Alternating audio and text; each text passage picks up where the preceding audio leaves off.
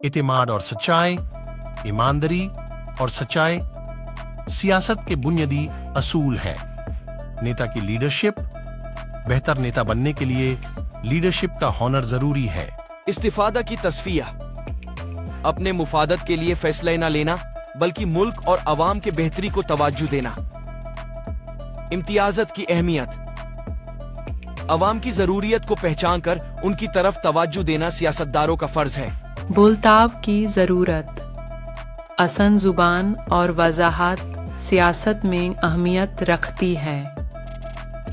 इत्तेफाक बनाने का हुनर, मसलहती फैसला लेने के लिए लोगों की रायों को जमा करना जरूरी है। कमजोरों की हिफाजत सियासतदारों का जिम्मेदारी है। कानूनियत का पालन, कानून को मानकर सियासत में अमल करना जरूरी है।